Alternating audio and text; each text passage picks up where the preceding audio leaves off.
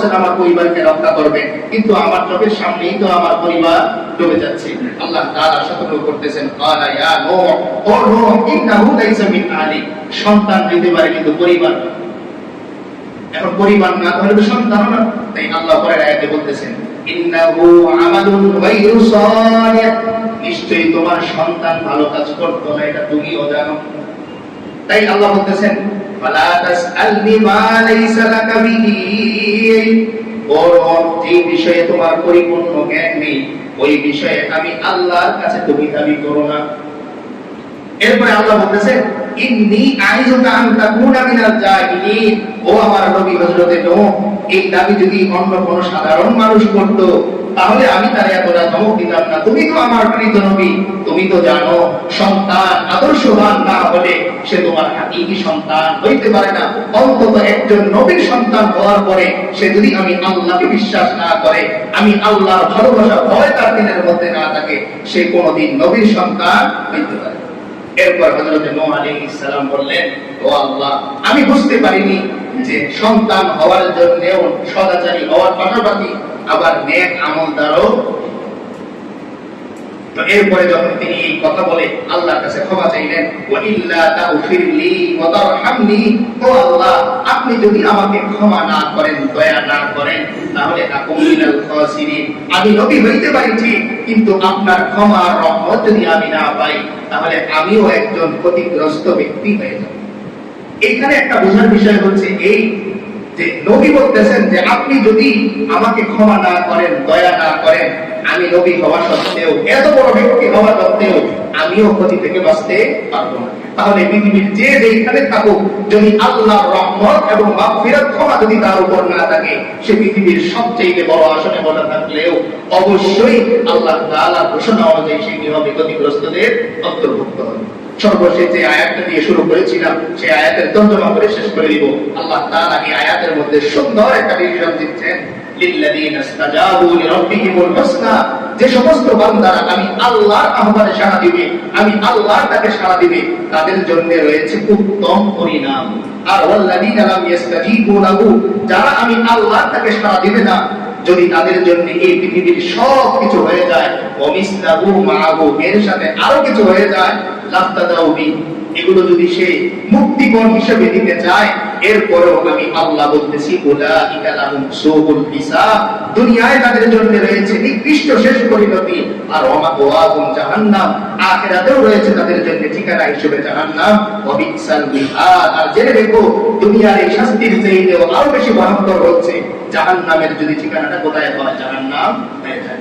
আল্লাহ তাআলা আমাদেরকে আল্লাহকে ভালোবেসে, আল্লাহর ভয় দিলের মধ্যে রেখে, আল্লাহকে প্রাধান্য দিয়ে দুনিয়ায় চলার তৌফিক দান। বাবার ব্যাপারেও পাওয়া যায় যে বাবা তার জীবনটাকে উৎসর্গ করে দেয় কার জন্য? সন্তানের জন্য। এরপরেও একজন নবীর সন্তানের সাথে নবীকে আল্লাহ তাআলা বিচ্ছেদ করিয়ে দিলেন। কেন? যে তার সন্তান আল্লাহকে ছেড়ে, আল্লাহকে ভুলে দুনিয়ার ক্ষমতা, দুনিয়ার পেছনে সে ছোটা শুরু করলো। আর আল্লাহ তাআলাও অটোমেটিক তার নবীকে আদেশ দিলেন, ও আমার নবী সাবধান, যেই সন্তান আপনার দ্বীনের কমন মানে না, আমি আল্লাহকে মানে না, আমি আল্লাহর সন্তুষ্টির জন্য চেষ্টা করে না, বরং সে দুনিয়ার পেছনে ছুটতে থাকে, সাবধান, এমন সন্তানকে আপনি আপনার সন্তান বলে পরিচয় দিতে পারবেন। হযরত নূহ আলাইহিস সালাম যখন লম্বা সময় মানুষদেরকে দাওয়াত দিলেন, এই কালিমার দাওয়াত, ঈমানের দাওয়াত, বললেন যে তোমরা শুধুমাত্র আল্লাহকে আল্লাহ বলে বিশ্বাস করে নাও, আর আমি কে, আমার এই ব্যক্তিত্বকে আল্লাহর পক্ষ থেকে প্রেরিত একজন বার্তাবাহক, একজন দূত হিসেবে মেনে নাও, তবেই তোমরা দুনিয়া এবং আখিরাতে সফল হবে। কুলু লা ইলাহা ইল্লাল্লাহ তুফলিহুন, ও দুনিয়ার মানুষ, দুনিয়ার সফলতার জন্য কত পরিশ্রম তুমি করো, বৃষ্টিতে তুমি ভিজো, দোকান বন্ধ করো না, ব্যবসা এখনো হয়নি, পরিশ্রম তুমি করো, পিপাসা লাগে তবুও রাস্তায় দাঁড়িয়ে দাঁড়িয়ে তোমার ব্যবসা চালিয়ে যাও, কেবলমাত্র তোমার দুনিয়ার এই বিজনেসটাকে একটু ডেভেলপ করার জন্য। আল্লাহ তাআলাও তার হাবিবের মাধ্যমে, তার রাসূলদের মাধ্যমে এই ঘোষণা দিয়ে দিলেন, ও বান্দা, দুনিয়ার এই বিজনেসে ডেভেলপ করতে করতে তুমি যে এক সময় আমি আল্লাহকে হারিয়ে ফেলো, এই খবরই তোমার থাকে না। তাই এই ছোট্ট একটা বার্তা, ছোট্ট একটা কালিমা যদি তুমি পড়ে নিতে পারো, তুমি দুনিয়ার ব্যবসায়ী হয়েও আখিরাতে একজন জান্নাতি মানুষ হয়ে যেতে পারো। তুমি দুনিয়ার একজন রিকশা চালক হয়েও আখিরাতে তুমি একজন জান্নাতি মানুষ হয়ে যেতে পারো। দুনিয়ার একজন সাধারণ কৃষক হয়েও, দুনিয়ার একজন সাধারণ মুচি হয়েও তুমি আমি আল্লাহর কাছে সবচাইতে বেশি গ্রহণযোগ্য এবং প্রিয় হয়ে যেতে পারো শুধুমাত্র একটি কালিমা বললেই, লা ইলাহা ইল্লাল্লাহু মুহাম্মাদুর রাসূলুল্লাহ সাল্লাল্লাহু আলাইহি ওয়াসাল্লাম। তো আল্লাহ তাআলা কোরআনে কারীমের মধ্যে বাবা এবং এই সন্তানের এই ঘটনাকে চমৎকার করে তুলে ধরলেন যে একজন বাবা, দেখেন তিনি আল্লাহর পক্ষ থেকে প্রেরিত নবী। এমনিতে সাধারণ মানুষ যখন বাবা হয় তার দিলের মধ্যে সন্তানের প্রতি কি পরিমাণ ভালোবাসা মহব্বত থাকে, সেইখানে আল্লাহ নির্বাচিত একজন নবী, তার সন্তানের ব্যাপারে ভালোবাসাটা কেমন কেমন তীব্র ভালোবাসা। নবীদেরকে আল্লাহ তাআলা সব কিছুই অনেক বেশি করে দান করেন, অর্থাৎ স্বাভাবিক মানুষকে আল্লাহ তাআলা যে সৌন্দর্য দান করেন, নবীদেরকে অনেক গুণ বাড়িয়ে দেন। সাধারণ মানুষকে যেই পরিমাণ জ্ঞান দান করেন, নবীদেরকে এর চাইতে অনেক গুণ বেশি দান করেন। সাধারণ মানুষকে যে বিচক্ষণতা দান করেন, এর চাইতে অনেক গুণ বেশি বিচক্ষণতা আল্লাহ তাআলা নবীদেরকে দান করেছেন। কারণ হাজারো বিচক্ষণ মানুষদেরকে তিনি কি করবেন, পরিচালনা করবেন। তাই তার মাথা যদি অন্য একজন সাধারণ মানুষের মতোই হয়, তাহলে তার কথা মিলে যাবে, মাঝখানে দাওয়াত গ্রহণ করার বিষয় থাকবে। এই জন্য যিনি কথা বলেন, তিনি যদি শ্রোতার মাইন্ডকে আকর্ষণ করতে না পারেন, তাহলে ওই শ্রোতা এই বক্তার আলোচনা থেকে বিন্দু পরিমাণ স্বাদ তৃপ্তি সে লাভ করে। কারণ সে তখনই তৃপ্তি লাভ করে যখন সে চিন্তা করে, আমি তো এভাবে চিন্তা করিনি, উনি যেভাবে চিন্তা করেছেন। তো নবীদেরকে আল্লাহ তাআলা সব কিছুই একটু বেশি দান করেছেন, ভালোবাসাও অনেক বেশি দান করেছেন। নিজের সন্তান হওয়া সত্ত্বেও আল্লাহ তাআলা এই কোরআনে কারীমের এই আয়াতগুলোর মধ্যে চিত্রটা তুলে ধরলেন যে আমার নবী নূহ যখন দাওয়াতি মিশন নিয়ে দুনিয়ায় আগমন করলেন, পৃথিবীর সব মানুষদেরকে আশপাশে যারা ছিলেন সবার কাছে দাওয়াত পৌঁছালেন, নিজের সন্তানের কাছেও দাওয়াত পৌঁছালেন। কিন্তু দুর্ভাগ্যক্রমে যখন তার সন্তান তার এই দ্বীনের দাওয়াতকে গ্রহণ করলেন না, তখন আল্লাহ তাআলা বাবা হওয়া সত্ত্বেও সন্তানকে রেখে নৌকা চালু করার আদেশ আল্লাহ তাআলা দিয়ে দেন।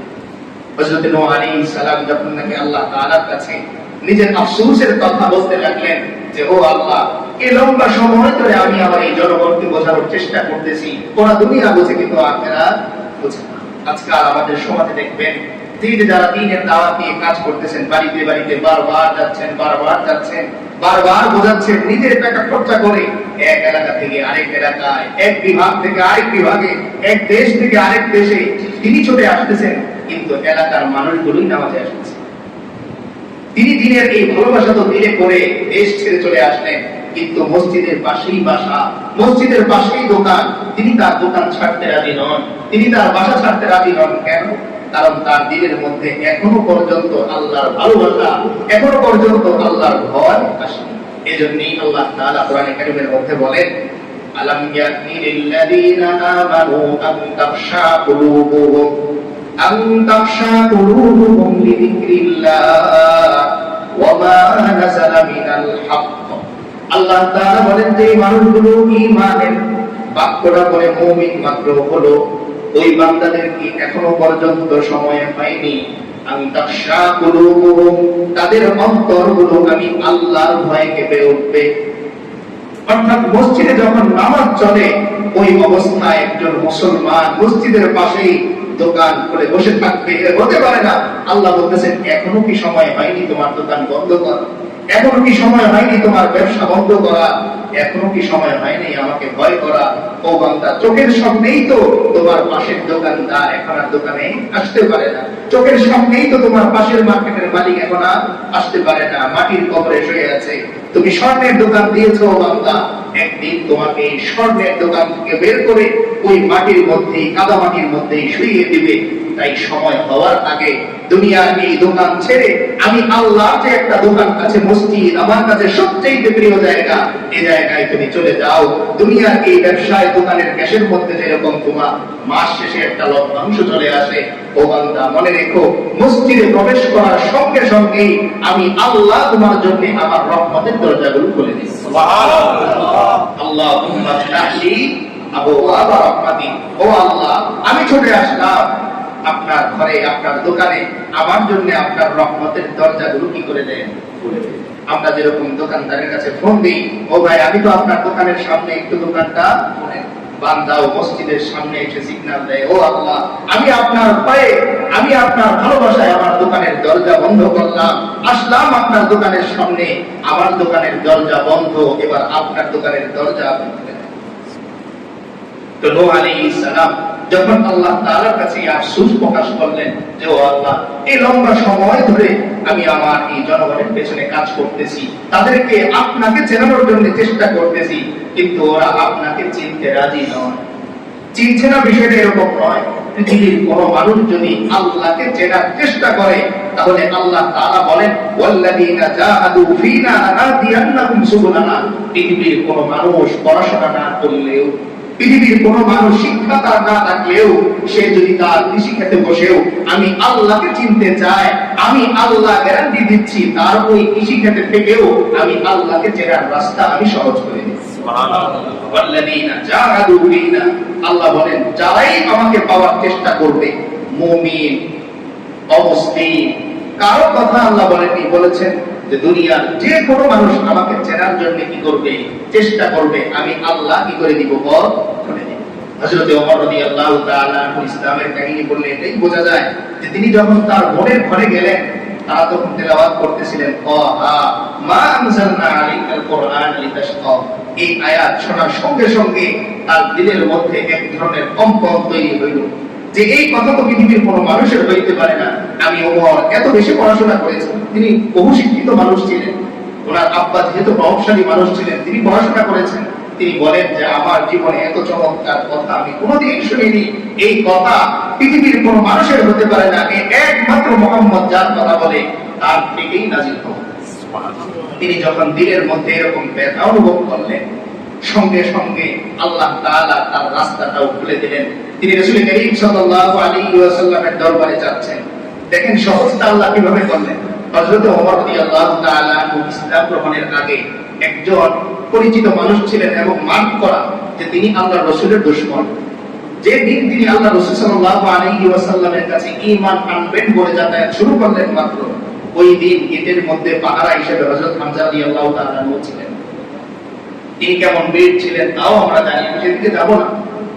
যখন তারা হযরত ওমরকে দেখলেন, তো তিনি পরস্পর তার আরেক প্রহরী সাথী তার সাথে আলোচনা করছেন যে আজকে হয়তো ওমরের ভাগ্য বদলাবে, আর নয়তো ওমর পৃথিবী থেকে বিদায় নেবে। তারা এই কথা বলতেছেন যে আসতে থাক, ভিতরে যাওয়ার পর হয়তো সে মুসলমান হয়ে নিজের ভাগ্য বদলাবে, আর নয়তো সে দুনিয়া থেকে কি হবে, বিদায় হবে।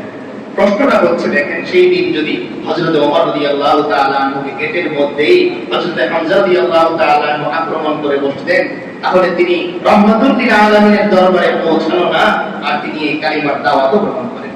কিন্তু আল্লাহরই মেহেরবানি, ওই যে আল্লাহ ওয়াদা করেছেন ওয়াল্লাযীনা জাহাদু ফীনা, হোক সে ওমর হোক সে আবু জাহেল, সে যদি আমাকে চেনার জন্য কেবল হাঁটা শুরু করে দেয়, আমি আল্লাহ গ্যারান্টি দিচ্ছি তার জন্য আমি রাস্তা খুলে দেব।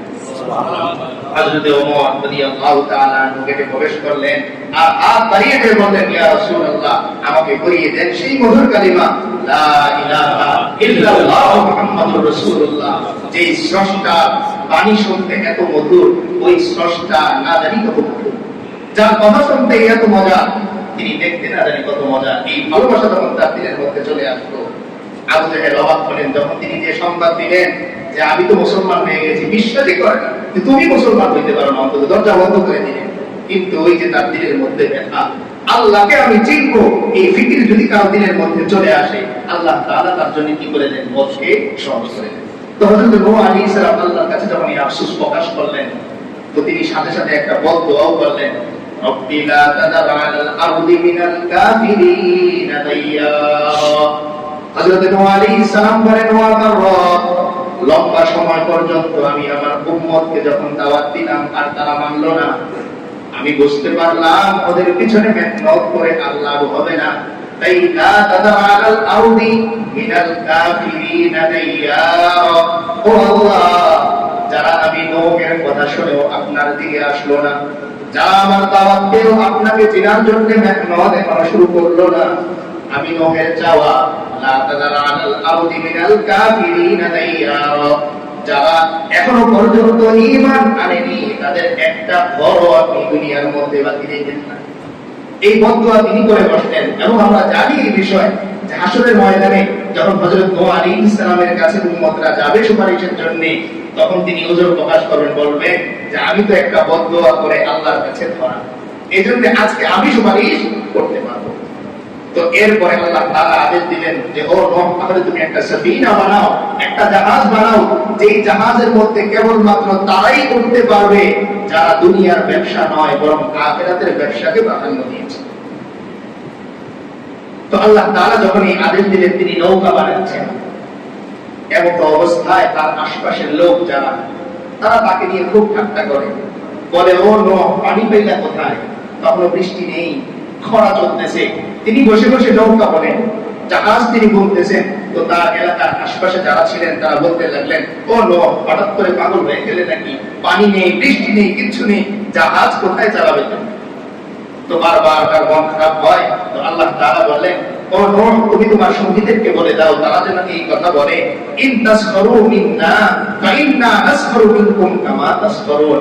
এখন তো আমাদেরকে নিয়ে ঠাট্টা করতেছো, যখন আল্লাহর পয়গাম চলে আসবে আর আমাদের এই ঈমানের জাহাজ যখন রওনা শুরু করবে, তোমরা ডুবতে থাকবে, তখন আমরাও তোমাদেরকে নিয়ে এরকমটাই করব।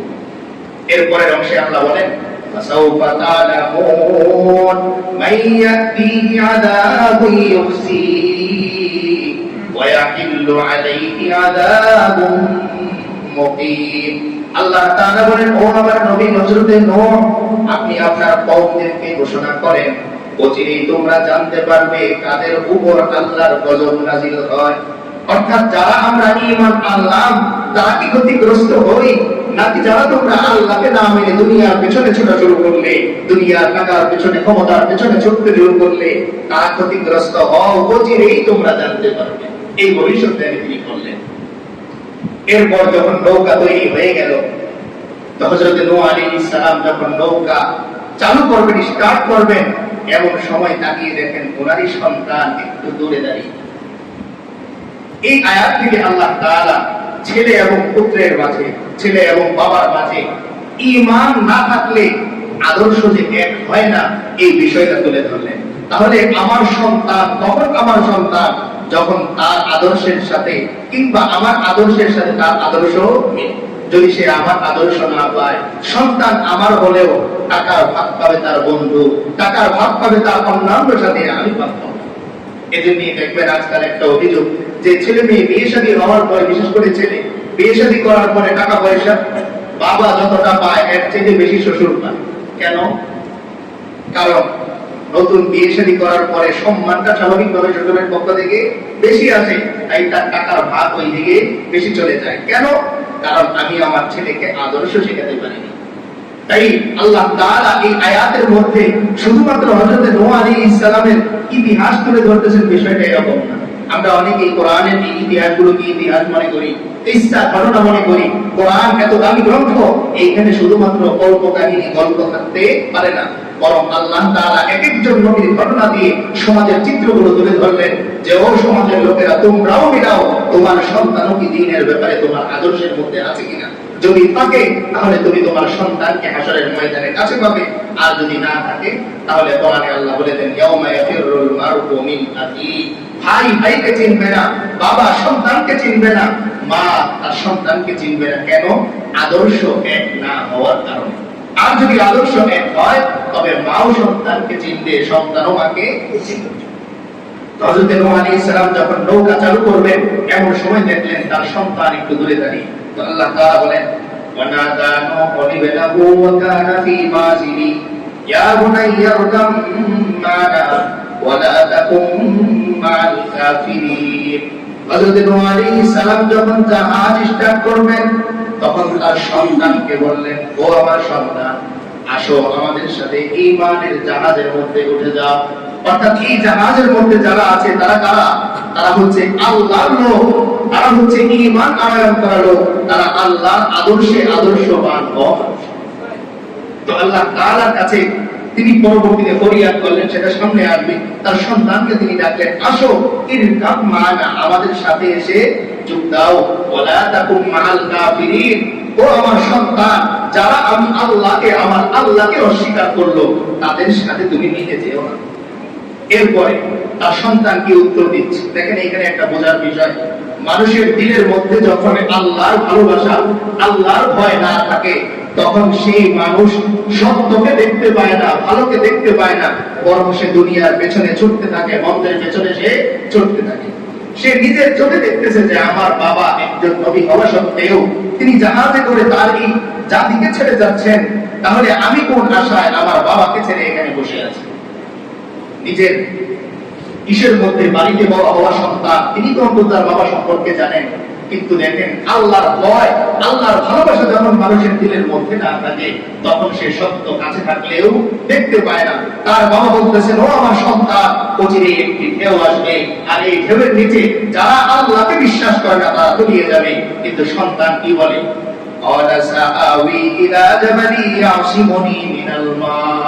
ও বাবা আপনি যান, সাআবি ইলা জাবাল, আমি এক উঁচু পাহাড়ের মধ্যে আশ্রয় নিব। কারণ এতদিন পর্যন্ত তার দিলের মধ্যে দুনিয়া কেন্দ্রিক ভালোবাসা থাকায় সে আশ্রয় মনে করতেছে কাকে? পাহাড়কে। অথচ আল্লাহ বলতেছেন যে পাহাড় তোমাকে আশ্রয় দিতে পারে না বান্দা, পাহাড় তো আমি পরিচালনা করি। তোমার যদি আশ্রয় নিতে হয় একমাত্র আমি আল্লাহর কাছে আশ্রয় নিতে হবে। নূহ আলাইহিস সালাম ডাকেন আল্লাহ আশ্রয়ে, আর সন্তান উত্তর দেয় দুনিয়ার আশ্রয়ের কথা বলে। সাআবি ইলা জাবাল, ও আমার পিতা, অচিরেই আমি এক পাহাড়ে আশ্রয় নিব। ইয়াসিমুনি মিনাল মা, আপনাকে পানি থেকে রক্ষা করবে আপনার বানানো নৌকা, আর আমাকে পানি থেকে রক্ষা করবে এই উঁচু পাহাড়। আদর্শ মিলে দুইজনে।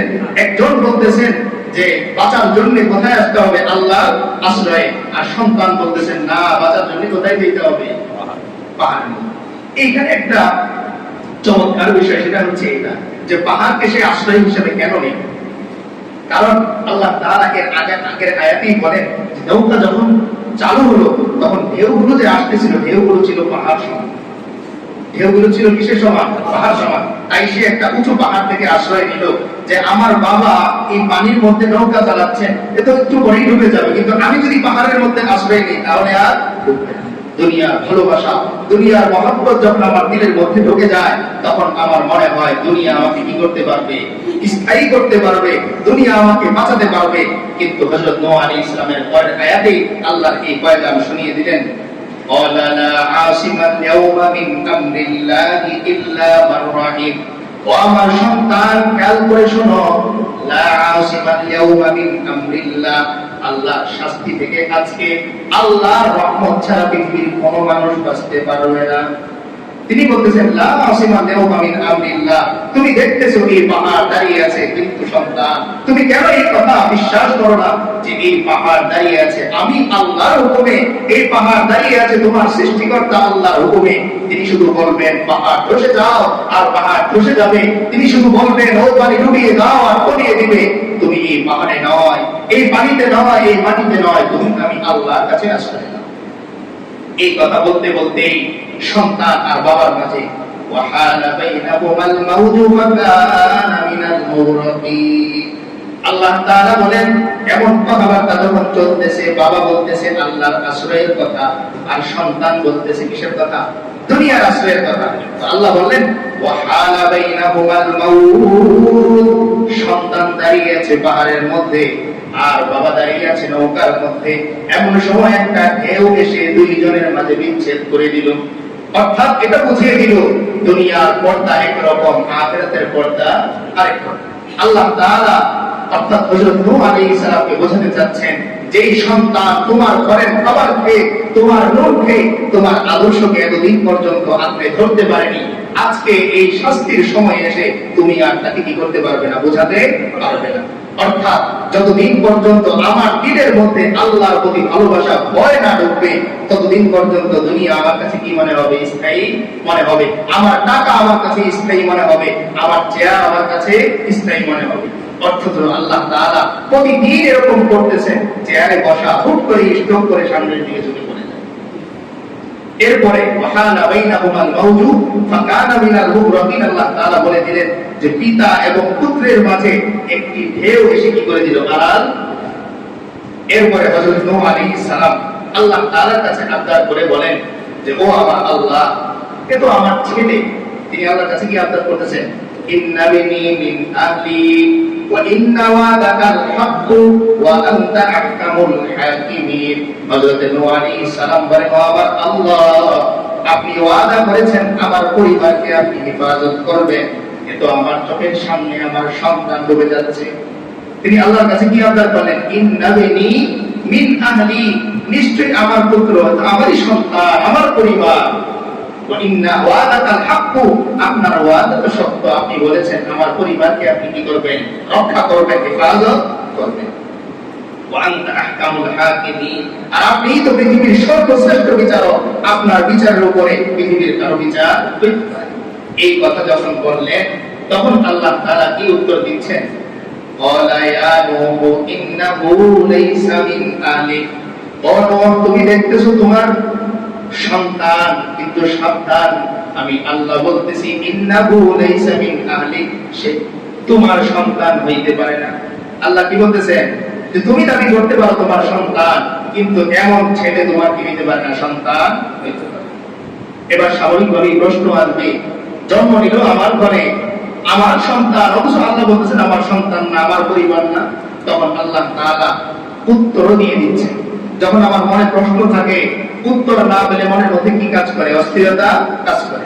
তো আল্লাহ তাআলা বলতেছেন, ইন্নাহু আমালুন গায়রু সালিহ, তোমার সন্তান সে নেক আমল করতো না। অর্থাৎ কোন বান্দা যদি তার বাবার আদর্শ সন্তান হতে চায়, তাহলে একদিকে যেরকম তার বাবার প্রতি সদাচারী হইতে হবে, অন্যদিকে আমি আল্লাহর দাসত্বের মধ্যে তার জীবন কাটাতে হবে। তাহলে হাকিকি সন্তান হওয়ার জন্য আদর্শ দুনিয়া এবং আখিরাতের উভয়টাই কি এক হইতে হবে। আর নয়তো হযরত নূহ আলাইহিস সালাম দাবি করতেছেন যে ও আল্লাহ, এ তো আমারই সন্তান, আপনি